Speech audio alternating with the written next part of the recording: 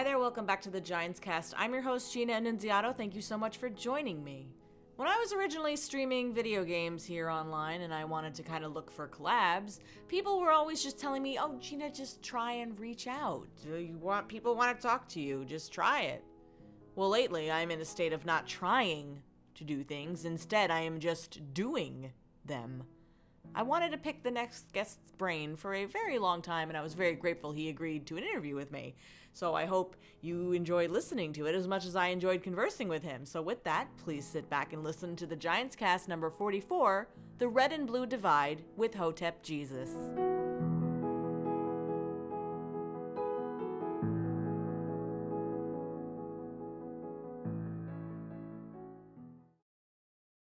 I always feel like I start these casts off in the same way. I start with how negative I feel about the world, and then I try to sometimes end on a positive. It's kind of opposite with how I interact with people in real life. I like to do a lot of compliment sandwiches wherever I go. I'll start positive, I'll get the bad stuff out in the middle, quote unquote bad, but then I'll end on the positive again. And that's what gets difficult when you live in such a clown world.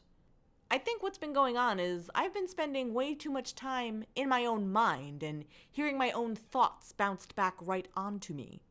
So it is time to branch out, to hear other viewpoints, and learn. We're learning machines. We don't have all the answers, even though we think we do from time to time, but we have this amazing ability to take what other people say and internalize it and have it apply to our own life. That's what I hope is happening. And slowly but surely, I really do believe that we are learning to bridge this big, wide divide in America that has somehow, some way, in God's infinite sense of humor, split us right down the middle. But the more we converse, the more we realize we've got a lot in common. That's why I was so excited to speak to our next guest. I've been following Brian Sharp on Twitter for years, and I've always enjoyed the way his mind works. It's exciting to see someone online who has not just thoughts, but ideas. Ideas that are put into practice and presented in a way that can bring in a multitude of people. And I see him bridging this political gap day by day by championing independence. It's a breath of fresh air for me, and I'm very excited to bring you our interview. Please welcome Brian Sharp, aka Vibe High, aka Hotep Jesus. Thank you so much for joining me. No problem. Thanks for having me. Of course. First question that I had, I don't necessarily have the full story about Hotep.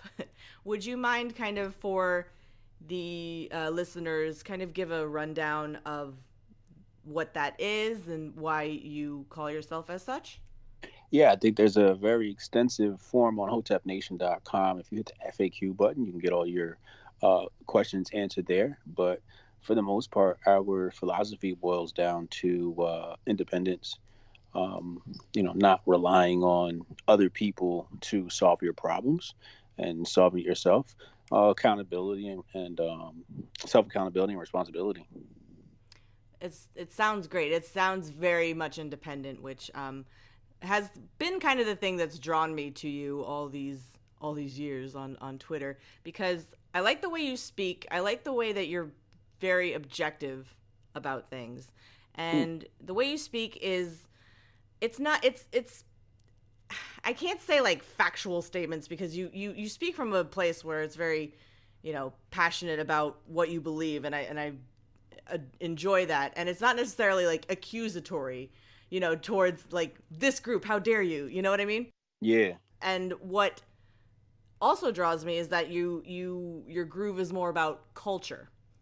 Yeah. Which has always been very fascinating to me. I like looking at culture, and especially internet culture, and I'd like to explore the mindset around that. So yeah, in your view, in 2019, do you think, like, what if I'm taking your temperature on where you see the culture heading or where we are right now, what kind of divide are we looking at? Like, are we divided too much? Are we shifting away from identity politics? Like, what's your take on that? Oh, um, Well, first of all, I don't even know what identity politics is. I have a vague understanding of what it is. Some people use it in different ways. America's headed in a very interesting place right now. I want to say on the negative side, especially culturally. Um, and I want to say that we've reached a point of no return. Mm, But I feel like there's a very clear dichotomy, whereas you'll see on the street level, um, everybody seems to be cordial and getting along. Um, or for the most part, I wouldn't say everybody, but for the most part, it seems right. like people do get along, especially where I live here in New Jersey. Mm, Um, and then you have the narrative that's pushed by the media, where it kind of faces black people and white people off against each other, mm, and other cultures as well. I feel like people have the wrong conception of what the United States is. Uh, some people perceive United States to be this nation or a nationality, and I view the United States of America as a corporation or an economy. It's become a destination for people to get money. That's why people immigrate here. They come here for a better life. So the idea of a pure America is pretty much thrown out the window. It doesn't exist anymore. Right now, what we're talking about is, pretty much like the wild, wild west. it's a good way to look at it, definitely. Yeah, it's just a grab. You come over here, you come get some power, and you go retire in the islands or South America or somewhere. Yeah, that's what it. I mean, I mean, obviously, money is the thing that keeps the revolution going in a way, in more ways than one. Yeah. Money buys convenience. Money allows us to kind of go through and see the best of the best in some respects. You did mention the media and mainstream. Is your focus more on internet culture, or do you also do things like IRL? I guess. Well, I'm speaking March 23rd in Brooklyn. Oh, great. Um, I have a talk with Brandon Strock later on today, right after this call, actually, to Oh, talk about doing some walkaway speeches here in New York. great. Um, but my real life work is done through kids sports. I'm a soccer coach. Oh, that's so Um, cute. yeah, hell yeah. I got twin boys and I have a daughter. She's 16. Oh, So nice. yeah, so my in real life work is really like more dedicated towards my kids and Mm-hmm. spending as much time with them as possible. I look at them as like little startups, and it's just like it's like it's amazing like what you can give them, how fast they learn. But they're little projects, so my in real life work is mostly focused on them. Right. The 2019 for me is about doing more speaking engagements and being involved in culture in the real world. Um, but internet culture is something that I've been a part of since like 1996, Mm-hmm. when I was my household was one of the first people to get online, Mm-hmm. with the AOL disk, Netscape, etc., etc. So, Yeah. I you know, remember those days too. yeah, hell yeah. So, I used to have some hack software where I'd get on AOL for free every day. It would, had like a random credit card generator. You'd pop that thing in there, and then AOL would ban your account 24 later. You just start all over again. Well, yeah, they would send those discs of 50 free hours or whatever, and those things would just pile up like, in the Yeah, yeah, corner you of the house. pile up. Yeah, hell yeah, hell yeah. Yeah, those things were in magazines and everything. Yeah, oh, totally. I remember Yeah. that. It's crazy. Um, so you've been online for this long time. Like, what shift do you see occurring now? Because it's interesting. The most interesting to me thing to me is just this crazy blend of internet and mainstream. Like, I work. Well, I'm not going to say exactly where, but I work in a. I'll tell you later. But I work in Mhm. a newsroom, national newsroom, and so I'm kind of part of this mainstream conversation. And I personally am seeing the internet discussions kind of, I guess, winning. Mm. Where do you see this blend going? Like, what's your take on that blending? Like, you see how engaged these mainstream personalities are online. Um, do you think that the internet culture could ever maybe get one over on the mainstream? What do you mean? In a way that it seems to be that these two are kind of butting heads all the time, and the internet journalists and the mainstream journalists, and they're kind of vying for the attention of who's the truest kind of Uh, journalist, you know? yeah, yeah. Yes. Well, yeah, well, you know, law of duality says that there will always be a north and a south, an east and a west, a Mm-hmm. positive and a negative, a cold, hot and a cold. So there's always going to be a mainstream and an underground. Mm. Um, you're always going to have different minds targeted.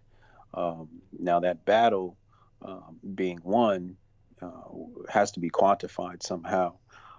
It's really hard to quantify things when people are watching.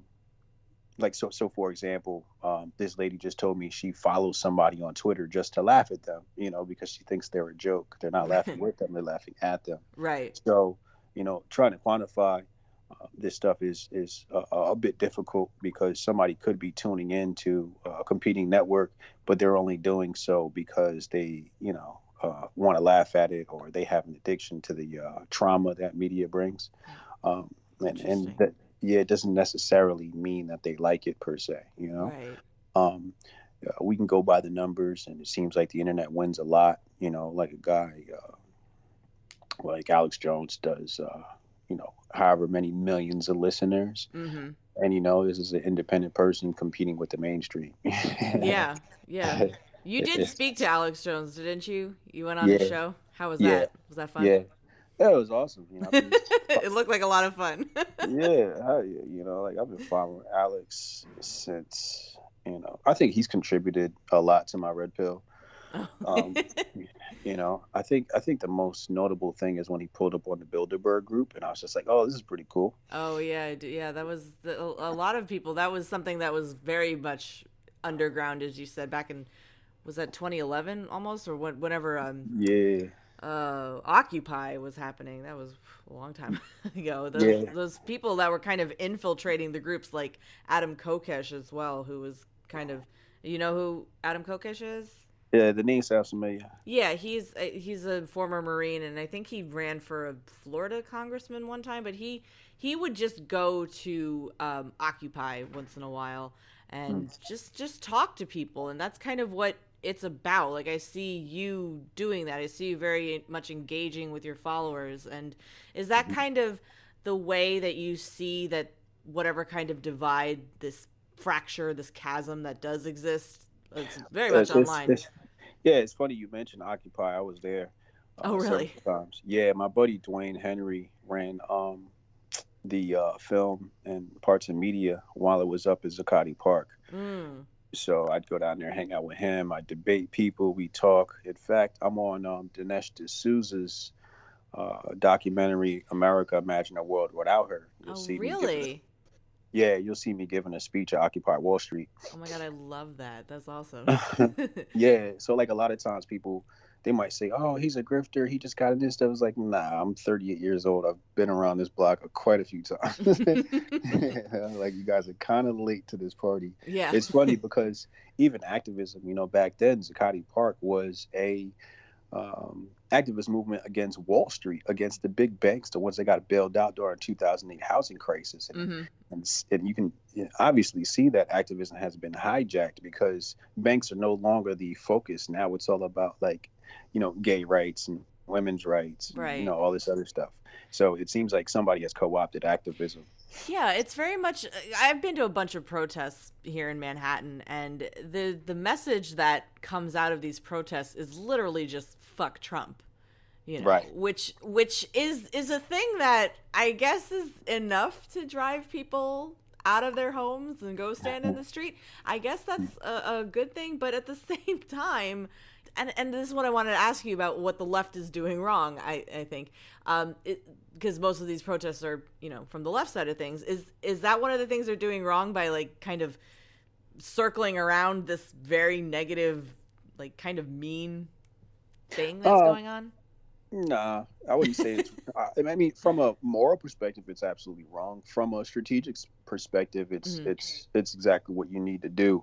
When you look at war, or if you look at the book "Conversations with the Devil" by Napoleon Hill, Mm-hmm. He talks about the necessity of propping up an enemy in order to get people to rally to your cause. Mm.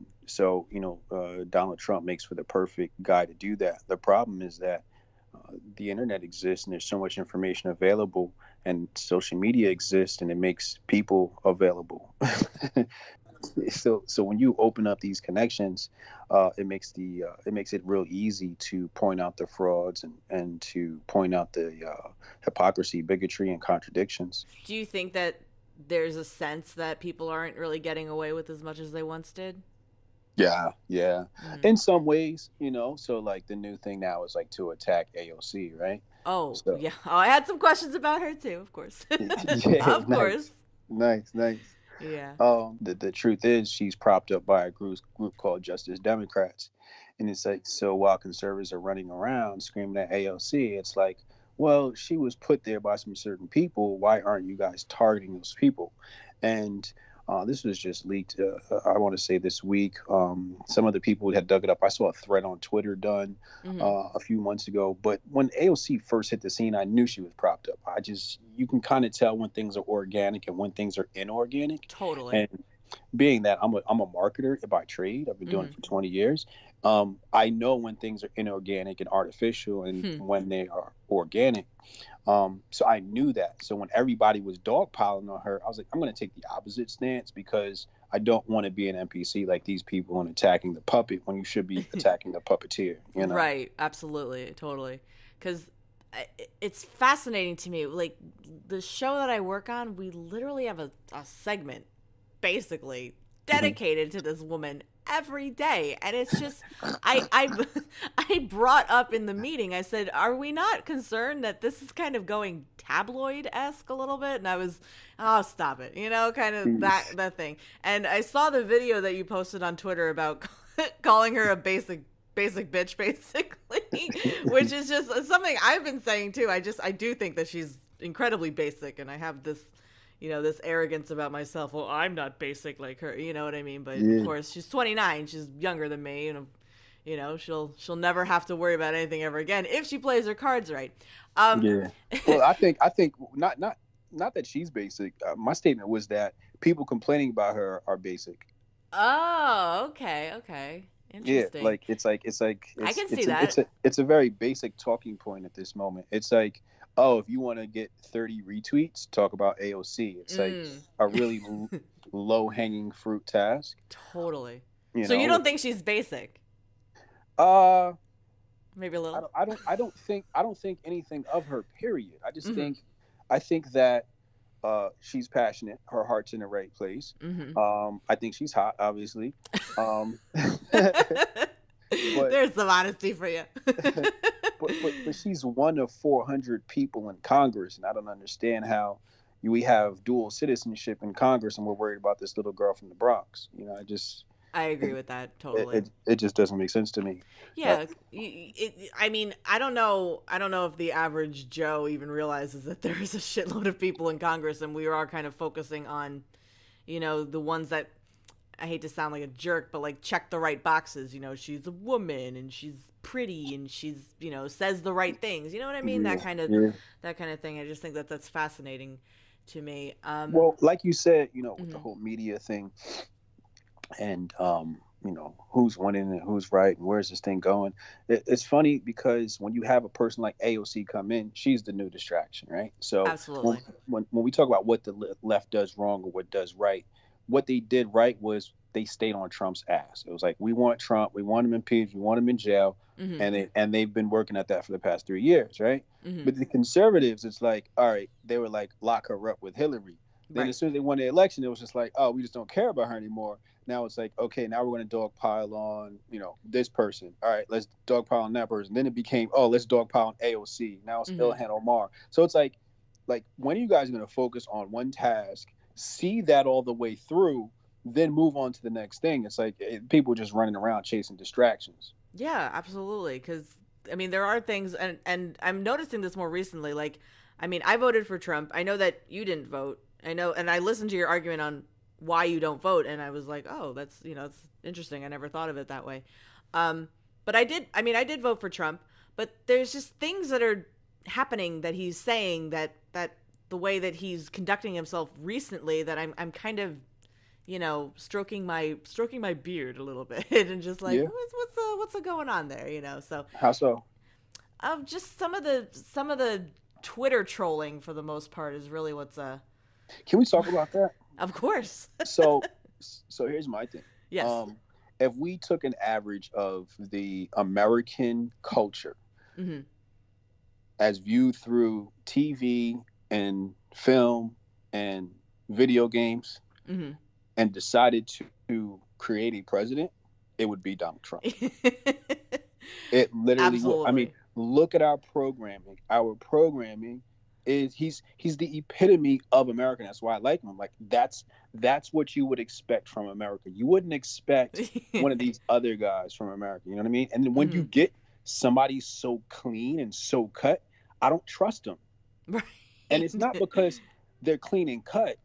It's because they're clean and cut so they can get away with dirt. Right. You know what I mean? It's like, if you ever want to rob somebody, wear a suit. No one will see it coming. Then nobody's gonna see it coming. Yeah. You know what I mean? You won't even be a suspect if you pop up on film. It's just like, oh, there's a guy with a silver briefcase. He walks by. Like, who's the suspect? Oh, there's a black guy with a hoodie on. You know what I mean? So Trump to me is the epitome of America. He's the pinnacle of America. So when he goes on Twitter and he trolls, I'm like, that's somebody I can trust. I can trust him because he's being himself. Yeah. I'm tired of politicians, putting on this fake facade. Right. And then getting elected and then taking bribes underneath the table, doing this, passing laws for this, and working for people who paid them off, which I understand. Right. But at the end of the day, like, I know it's a shame. And they don't even like look at Obama. Obama didn't get loose until like his last 2 years, right? He finally said pop off like the last year he was in office. He really did, didn't he? Right. Like, he didn't get loose until the last few years because he had to fake it to make it. And I'm just tired of faking it. Yeah, it's like we're presented these packages that are so pretty and nice and pristine.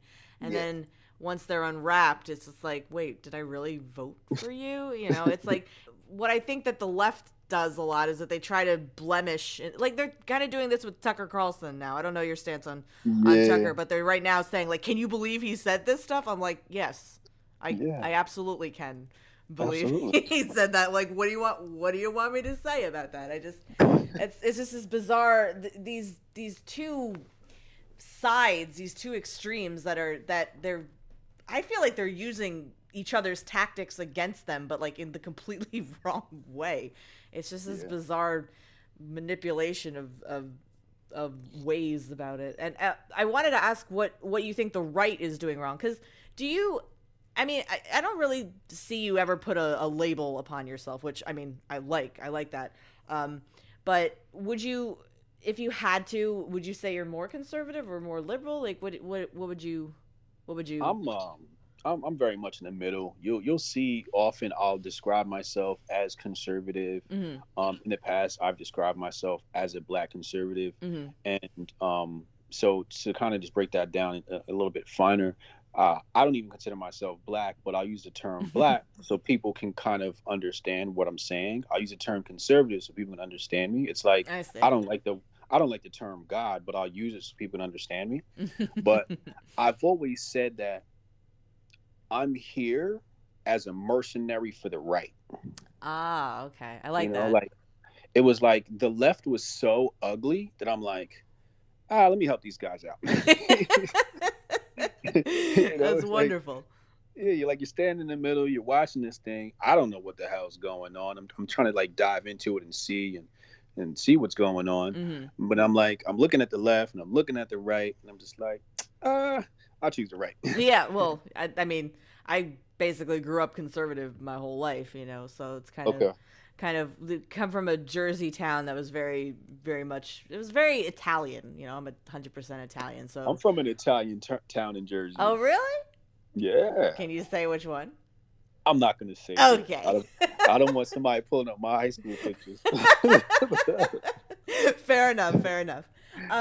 So choosing the right, what do you think the right is doing incorrectly now? Like, because everything. Everything? Everything. All right, let's hear it. What do you think they're doing right? Nothing. You see? Honestly, nothing. I don't. It's.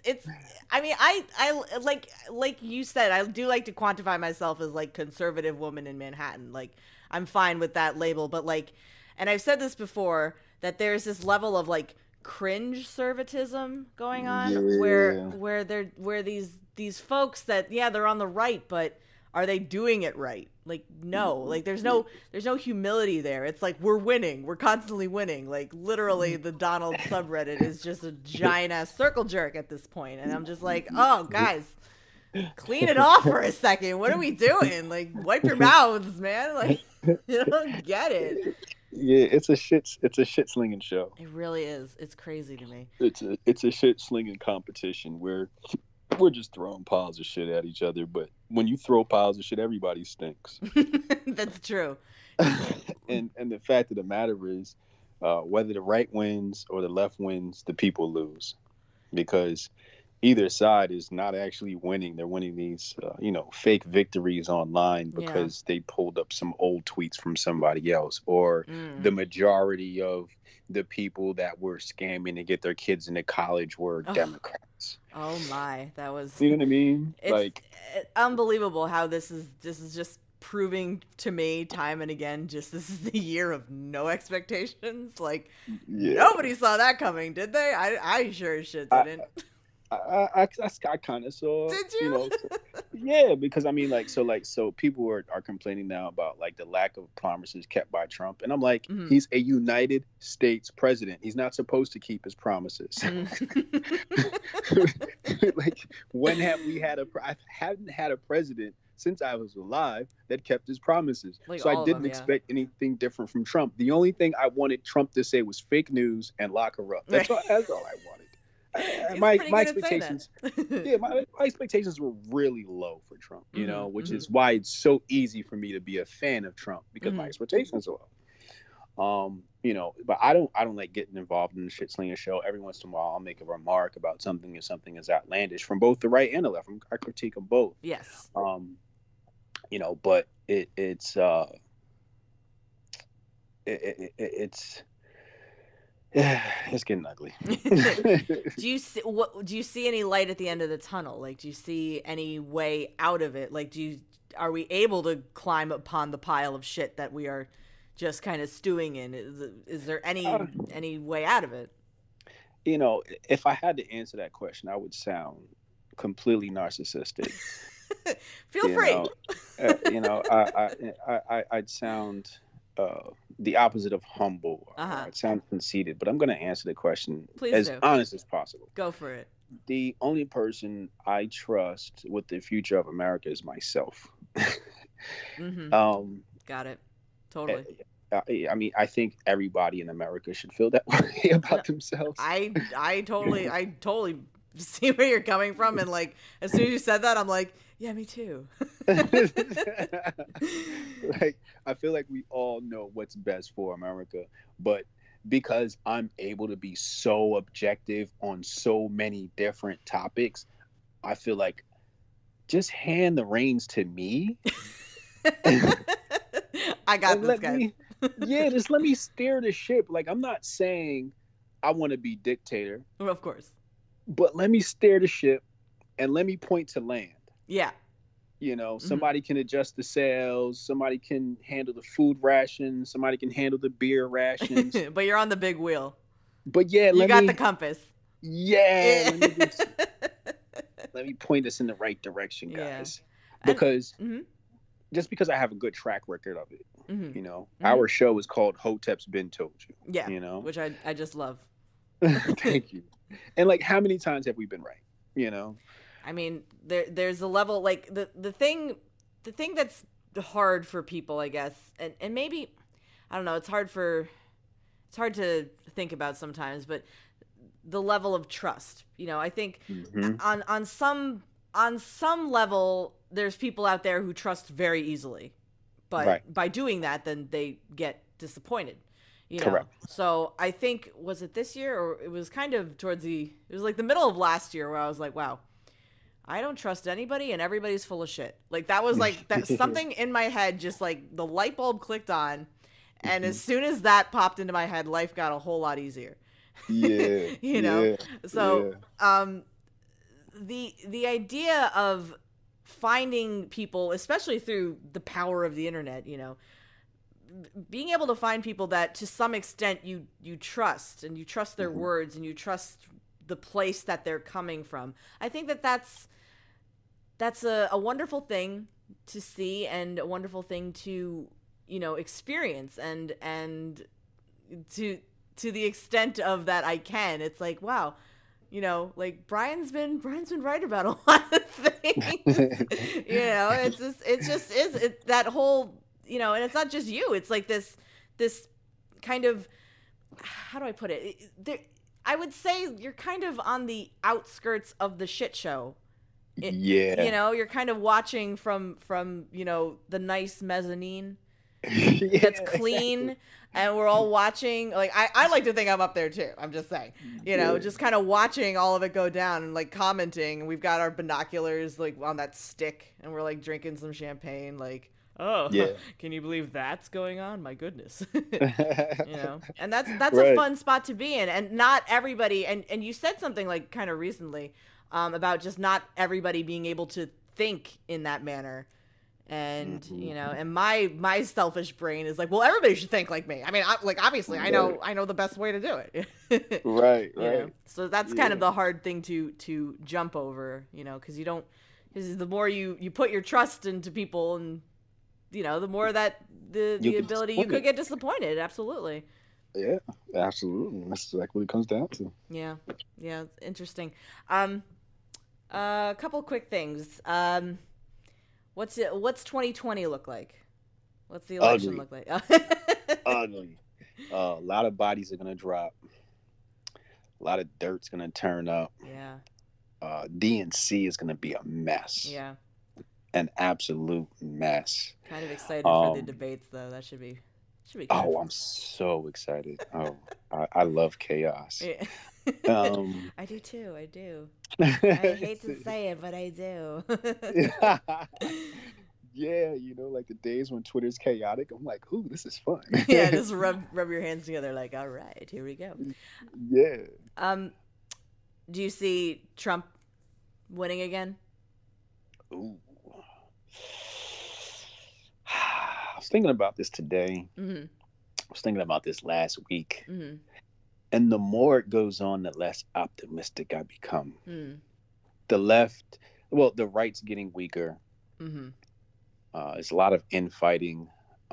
There's a lot of, poor mistakes being made. Like TPUSA targeting the black community. Mm-hmm. What the hell does TPUSA know about the black community? You know what I mean? Right. Yeah. Contract to work out, subcontract to work out people. You know what I mean? Like, if you want to get the votes, put it in the hands of the people that can get it done. Don't try and do it yourself, Right. Right. And when you get people up there like Candace Owens, who goes and marries a white man, which I have no problem with, Uh-huh. the black community ain't really gonna resonate with that, I see. Mm-hmm. especially not black women. Mm-hmm. So when you operate in that manner, and then you ban Hotep Jesus from your organization for no legitimate cause after you said you had my back, and then you ban other people from your organization for defending Hotep Jesus, Mm-hmm. I'm just like, oh my God, Yeah. Then you have CPAC, the shit show that became. Oh Uh, yeah. Sure was. right? Oh yeah. Oh yeah. So then you got CPAC, you got TPUSA, and then I don't know what other organizations out here are really making noise. You got PragerU. I like the work that PragerU does. I think Mm-hmm. they have the most pragmatic approach to some of this stuff. I agree. Uh, Yeah. um, I feel like their strategy and direction's a bit off. They do go the clickbaitish route to sometimes. Yeah. But they, That's the marketing, is it not? yeah, you kind of need to do that, right? Yeah. It's like that. Definitely. It's that necessary evil. Absolutely. But I think PragerU is probably like my top source. Mm-hmm. Alex Jones. But when they take Alex Jones off of the internet, that's a huge strength that we had Mm-hmm. with him being on YouTube. And Mm-hmm. it's hard to do it from his platform now. Um, and then now with us focusing on the enemy, focusing on AOC, focusing on Ilhan, Right. focusing on anti-Semitism. It's just like we're talking about America here. Like, why are we talking about Israel? Like, I get it. You know what I'm saying? I ain't got no beef with them. Right. But you can't go America first and then have this whole big issue about the identity of a people when you say you don't like identity politics. It's just like too much contradiction. Yeah, I see that, and that's been. I mean, I fully admit that when it comes to Israel, I'm quite ignorant on everything that's going on. Yeah, Just admittedly, maybe it's willful ignorance. I don't know. But what I do know is that there are questions being raised, and that is being struck down, and right. that's where again I'm now twirling my mustache. I don't know why I have facial hair, but I'm now just like, like, because I'm always wanting to question things. I think that it's good to question things. I think it's healthy and it's what we need to do because, I can't believe that. Well, this is how we've always done it. Yeah. What about this? There's always questions that I have. So there's things that are happening in this conversation about anti-Semitism in Israel that just make the question mark above my head just pop up. And Yeah. I'm just wondering, and I just, that's there's another conversation for another time, I Yeah. think, but Right. but Yeah. it's just fascinating, and it's interesting. You mentioned infighting. We're kind of watching the left side of things. They're doing all the infighting, and the right is Hmm. kind of pointing and laughing at them. But Yeah. but what has been interesting that I personally have seen happen is that what the left does, the right soon follows. Yes. So eventually we're gonna see. I think maybe even this year. Who knows? Things are just like rapidly happening. You're gonna start seeing right side people who were once friends just start fighting with one another, Yeah. and I it's mean, gonna there's a give it's gonna give the left leverage. yeah. Well, since I've been catapulted into this political talk or whatever Hmm. ring, um, I can't say names, but let Of me just course. tell you, there's Hmm. a lot of people on the right that just don't mess with each other. And of course, it's natural. Hmm. But it's so like clicky. It's like I'm on the phone with one person and they're talking shit like about another person. I'm like, Oh, oh I'm damn, that's my sure. homie too. But you it's know, fun. It's fun to be able to get all the gossip and all the yo, all the drama. I have all the dirt on everybody. When I tell you I have everybody's dirt, I have everybody's dirt. I don't say anything. I Of don't course tell not. people's business because That's that's the not how best. that's not how I roll. Of But course, of course. That's the best spot to be in, though. that's a great spot to be in. You know what I mean? So I know like who is what and who moves what and who's paid by who and Yep. whose backer is who, and this is like, And then ooh, you this is see that person, and you're like, and you just it's a knowing smile, like, oh, I know some yeah, stuff. yeah, What yeah, don't I know? That's the question. right, right. Oh, that's great. What's the future look like for Brian Sharp?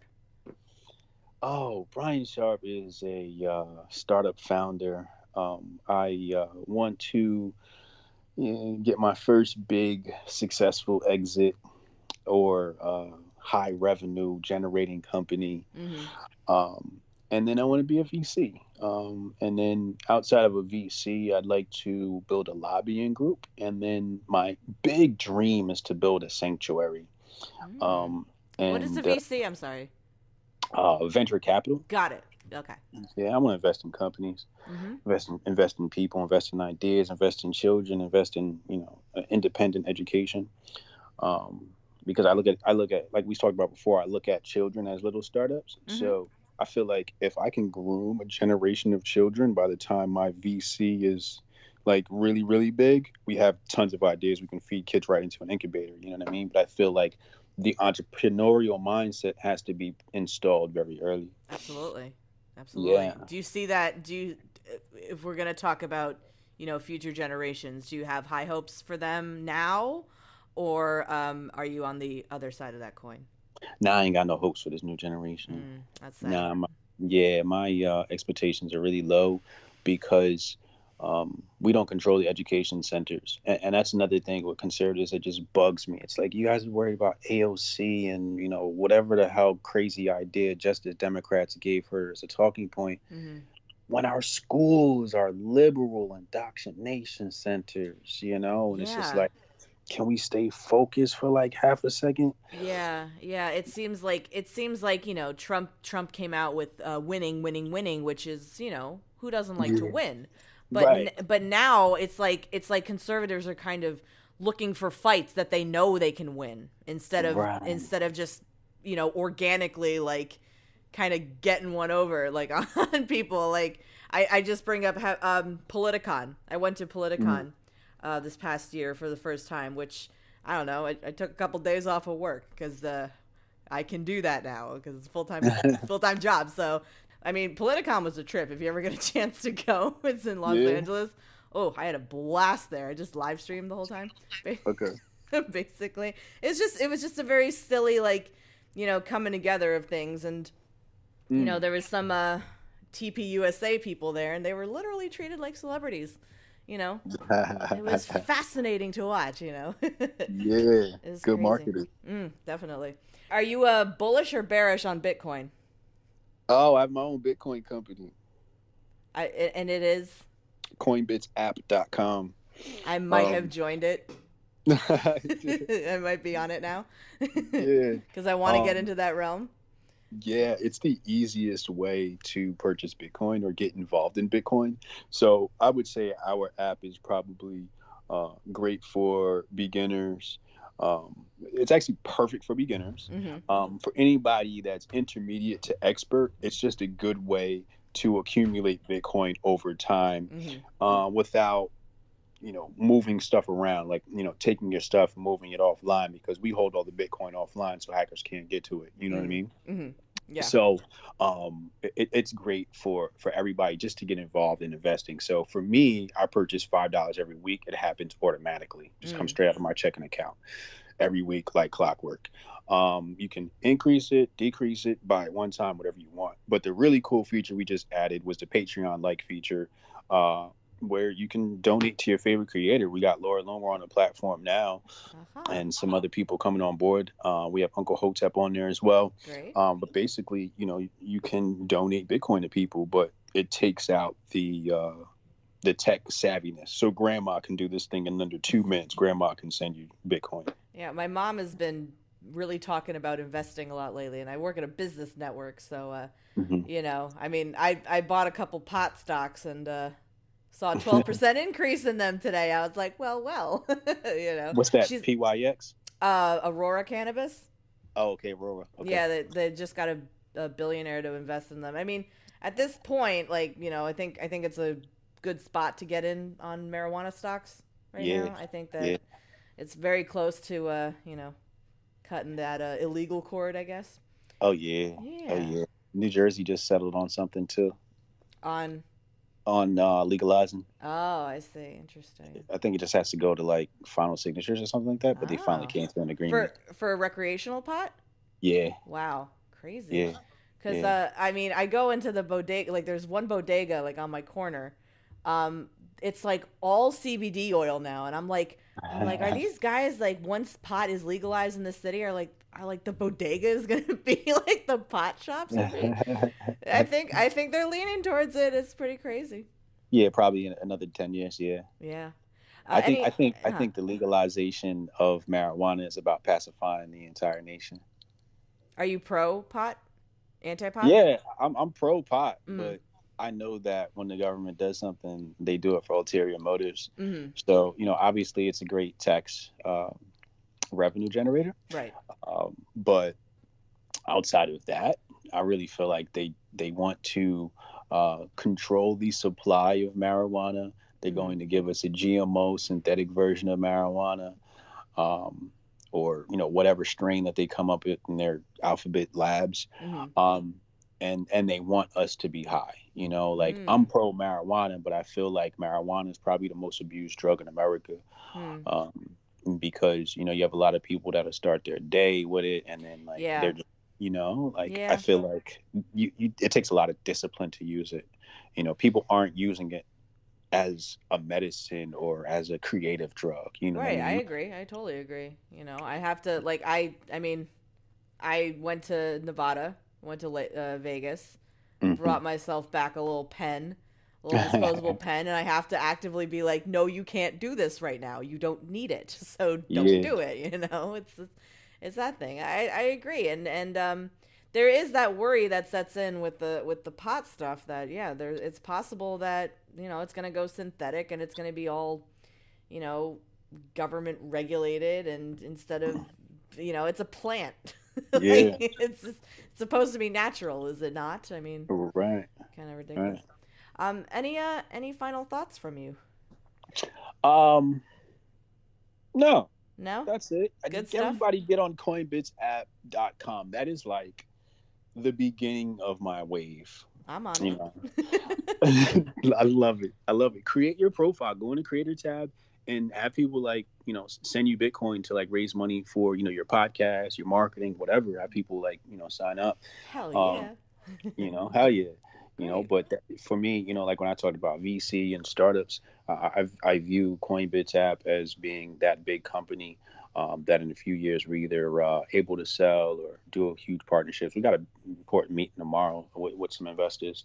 Great. Um, yeah. So, yeah, coinbitsapp.com, man. Well, good luck to you with that. And Brian Thank you. Sharp, thank you so much for joining me. Thank you. I appreciate you. My thanks to Brian Sharp. I hope he'll join me again someday. Thank you for listening to this episode of the Ginescast.